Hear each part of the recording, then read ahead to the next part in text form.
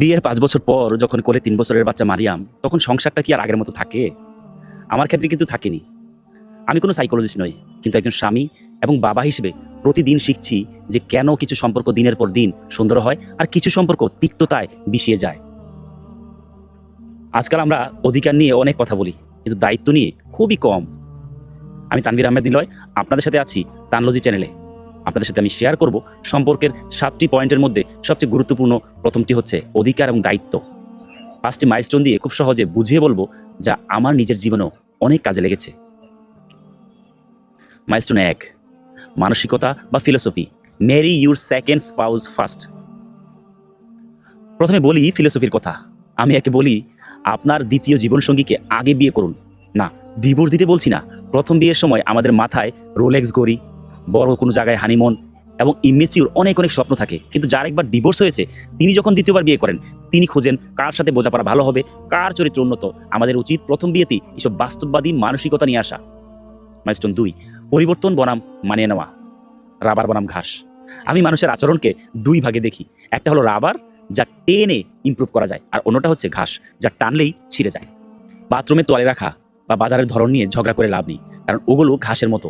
আমাদের বুঝতে হবে কোথায় এক্সপেকটেশন ম্যানেজমেন্ট করতে হবে। মাইলস্টোন ৩, দেওয়া বনাম পাওয়া, দ্য গিভিং ফর্মুলা। অধিকাংশ মানুষ সম্পর্কে আসে এটা ভাবতে যে আমি কি পাবো। এই চিন্তাটাই হলো সম্পর্কের ক্যান্সার। আপনার ফোকাস হতে হবে আমি কি দিতে পারি। যখন স্বামী স্ত্রী দুজনেই একে অপরকে খুশি করতে চায়, তখন সম্পর্ক নিজে থেকেই সুন্দর হয়ে যায়। এমনকি ফিজিক্যাল রিলেশনের ক্ষেত্রেও কেবল নিজের আনন্দের কথা না ভেবে সঙ্গীর চাহিদাকে গুরুত্ব দেওয়া আপনার দায়িত্ব। মাইলস্টোন ৪, পার্সোনাল স্পেস এবং রিজিডিটি। সিমেন্ট ও বালির মিশ্রণ। সংসার মানেই হলো সিমেন্ট আর বালির মতো মিশে যাওয়া। আপনি যদি খুব বেশি রিজিড হন যে আমি এমনই থাকবো, তবে সংসার কিন্তু চলবে না। নিজে বাথরুমে ফোন নিয়ে যাবেন, অথচ সঙ্গীর ফোনের পাসওয়ার্ড চাইবেন, এটা ইনজাস্টিস।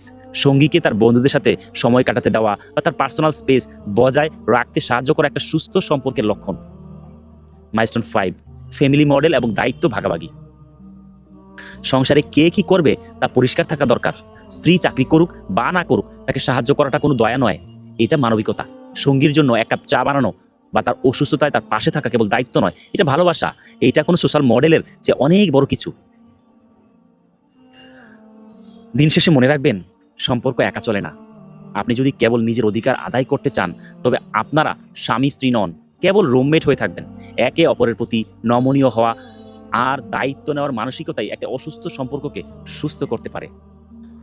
আপনার কি মনে হয় সংসারের কোন ছোট জিনিসটা নিয়ে আপনি সবচেয়ে বেশি মানিয়ে নিয়েছেন?